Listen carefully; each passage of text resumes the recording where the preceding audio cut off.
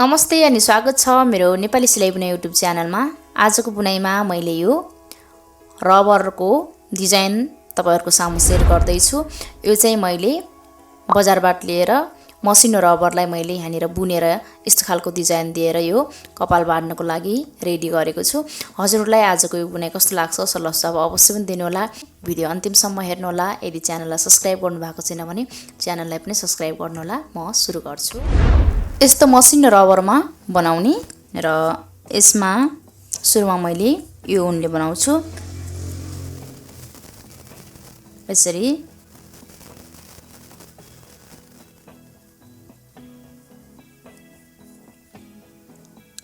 एक दुई चोटी पेर्ने, त्यसपछि यसलाई यसरी बनाउने अनि सुरुमा चाहिँ नर्मल यसरी नै तपाईले बुन्दै जानुस्। सबै घरहरुमा यसरी यो रबर भरि पुरै यसरी नै बुन्दै जाने सुरुमा।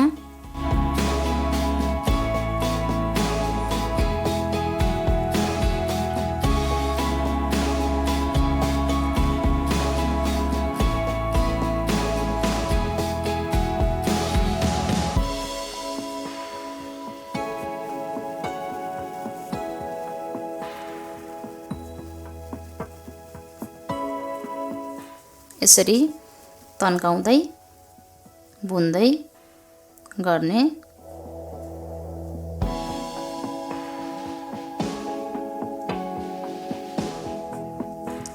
यसरी पुरै भाग यो रबर नदेखिने गरेर बुनेर सक्ने, त्यसपछि यसमा जोड्ने अर्कोमा, त्यसपछि यसलाई चाहिँ यसरी बाड्न सकिन्छ। यति भइसकेपछि अब म फेरि एक लाइन यसैले बुन्छु। अब यसरी भरन राख्ने, त्यसपछि यसरी अनि एउटा घरमा दुई घर अनि एउटा घरमा एक घर, एउटा घरमा दुई घर, एउटा घरमा एक घर गराउँदै लैजाने। अब यी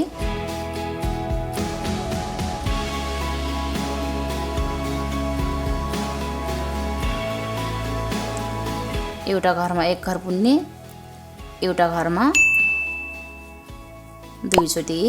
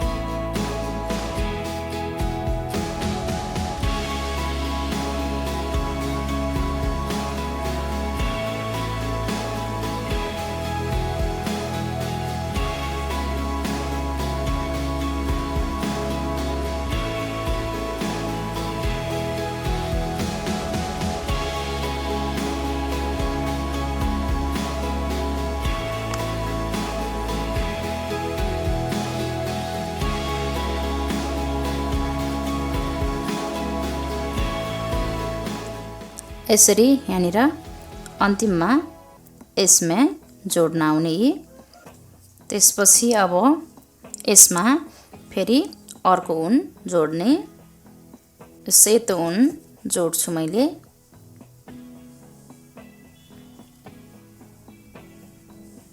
यसलाई अहिले यतिकै रहन दिने।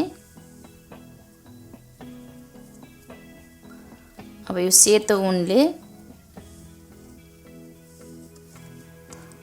यसरी भरन नराख्ने, यसले चाहिँ यसरी सरासर बुन्दै जाने। यसरी यो सेतोले पनि एक घरमा दुई घर, यसरी एकै ठाउँमा दुई चोटी बुन्दै जाने। यसरी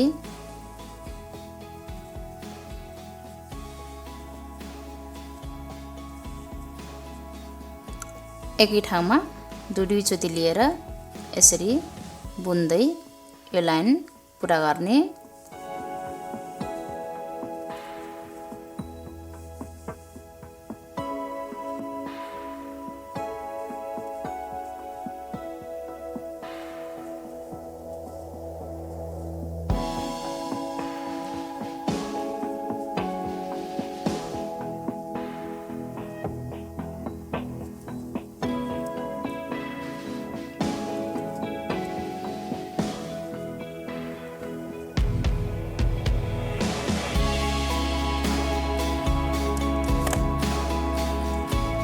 यसरी मैले बाहिरबाट सेतो ऊनले बुनेर सकिसके र यसमा चाहिँ अब यो यस्तो देखा पर्छ।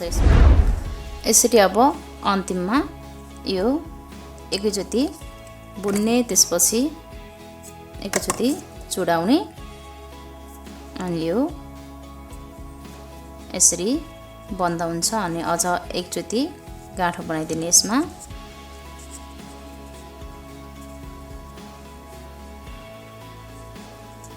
त्यसपछि अब यो यसरी यसैमा राखेर उल्टोपट्टिको भागबाट यसलाई योतिर लिदिने।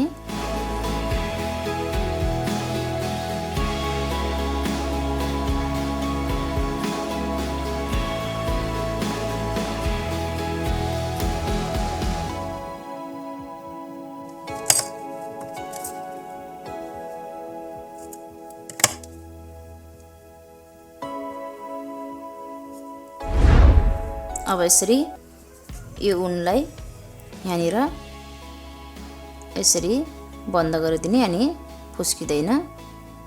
अनि यो ऊनलाई पनि यसरी यहाँनिर चप्काइदिनेपछि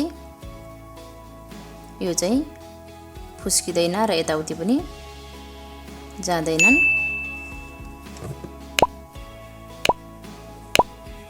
यसरी यहाँनिर चेप्टाइदिने।